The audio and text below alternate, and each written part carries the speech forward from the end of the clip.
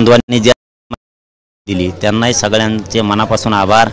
त्याच्यात दलित असतील, मुस्लिम असतील, त्याच्यामध्ये ओबीसी असतील, मारोडी असतील, अनेक जाती धर्माचे बांधव, त्याच्यात परप्रांतीय असतील, आदिवासी असतील, कोळी बांधव असतील, अनेक मायक्रो ओबीसी असतील, सगळ्यांचे मनापासून आभार मानतो। विशेष करून मीडियाच्या सगळ्या प्रतिनिधीचं, कॅमेरामनचं, महाराष्ट्रभरातल्या आंतरवालीच्या या व्यासपीठावरून मनापासून तुम्ही आमचा मुद्दा लावून धरला, त्याबद्दल मनापासून खूप भरून कौतुक करतो।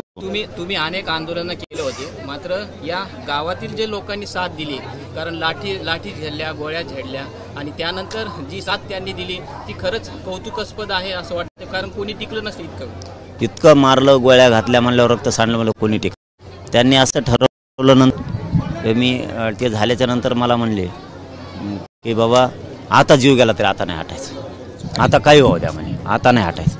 म्हणजे इतकं बळ देणारं गाव, आणि यांचं हे बळ, तसले शब्द वापरले त्यांनी, आता आरक्षण मिळून हटायचं नाही, मेलं तरी हरकत नाही, हे बळ मराठ्यांच्या उपयोगाला आलं महाराष्ट्रातलं। आणि मग मराठ्यांच्या लागलं, अरे इतकं मार लागून तर आपण तर अस्सल जातवान मराठीत घरात झोपून काय करायचं, जेच मराठा पेटला ना, आज गुलाल त्यांचे। खरं तर 2-2.5 वर्ष झाले, 2.5 वर्ष झाले स्वागत पाहिलं तर अगदी तुम्हाला कोणी खांद्यावर उचलून घेतोय, जे शिबतून गुलाल उधळला जातोय, फुलं उचलून घेतलं, पहिल्यांदा दृश्य पाहिले तर नाही।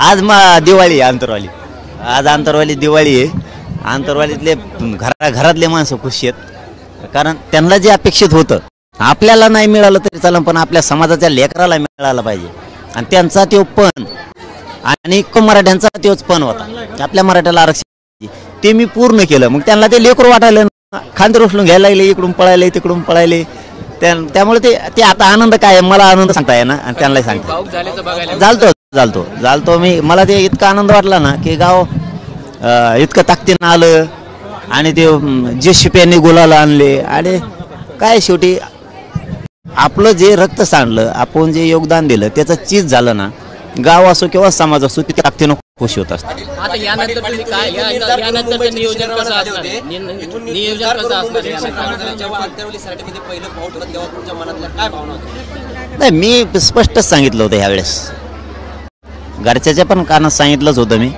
हा बा गाड्यानं आता उपोषणालय झाले तर जर मेलं कोणाला दोष द्यायचा नाही, समाजाला नाही, मला बी नाही, कोणालाच नाही।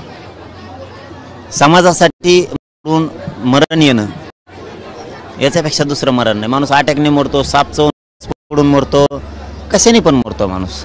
मग आपण जर समाजासाठी लढून मेलो तर काय हरकत नाही। मला सांगितलं होतं, आणि गाव सोडतानाही सांगितलं होतं की येताना विजयाचा गुलाल म्हणजे JR घेऊन येईन, नाही तर मरून येईन, आणि तसाच आलो, गुलालच घेऊन आलो। यानंतर कसं नियोजन आहे आणि पुढची रणनीती काय असणार आहे, कारण विजय आता मिळालेला आहे। आता सरकारची जबाबदारी, आता हैदराबाद गॅजेटच्या आधारे कुणबी नोंदी नसलेल्या मराठ्यांना त्या नोंदीच्या आधारावर कुणबी प्रमाण आरक्षण देणं हे त्यांचं काम आहे आता, त्यामुळं ती सरकारची जबाबदारी। आणि ती मुक्तीसंग्राम दिन 17 सप्टेंबरला मराठवाड्याचा, त्याच्या आत प्रोसिजर सुरू करून एखाद्या तालुक्यात, मराठवाड्यातल्या तालुक्यात किमान ती प्रोसिजर सुरू होणं गरजेचं आहे। हैदराबादच्या नोंदीच्या आधारावर प्रमाणपत्र देणं ही जबाबदारी आता मुख्यमंत्र्यांची।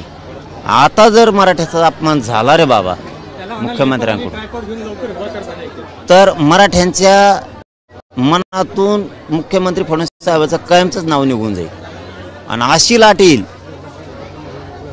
की पुन्हा बेमुदत गावात येणंच बंद होईल, गाव, तालुका, जिल्हा, महाराष्ट्रात पूर्णच बंद होईल, नेत्याला फिरणंच बंद होईल कायमच, कुठल्याही टोकाला मग अवघड होणार।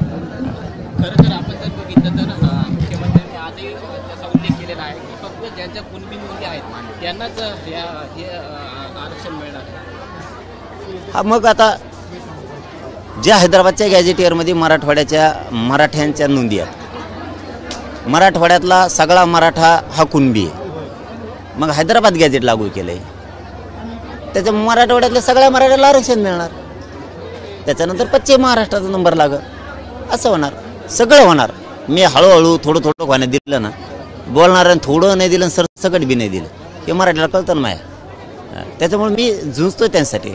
माझा आत्मा कोणासाठी तरफडतो, तळमळतो कोणासाठी, गरिबांच्या मराठ्यांच्या पोरांसाठी. मग मी करतोय टप्प्याटप्प्यानं. मी बरोबर मराठा जिंकेला आहे. मराठा झुकून नाही दिला, वाकून बी नाही दिला. स्वाभिमान मराठ्यांचा तैत ठेवला मी, तैत तैत ठेवला आहे. हळूहळू करून का ना मराठा जिंकेला आहे, हरून नाही दिला. हे लय महत्वाचं आहे. लाडकी लय मोठी हारली काय उपयोग आहे? हारून नाही देणं याला लय किंमत आहे. बोलता काय नसतं, बोलून काय करता, बोलणाऱ्यानं काय दिलं. आता या विजयानंतर महाराष्ट्रभर तुम्ही विजय यात्रा किंवा मग जे स्वागत आहे तशी रॅली वगैरे काढणार आहे?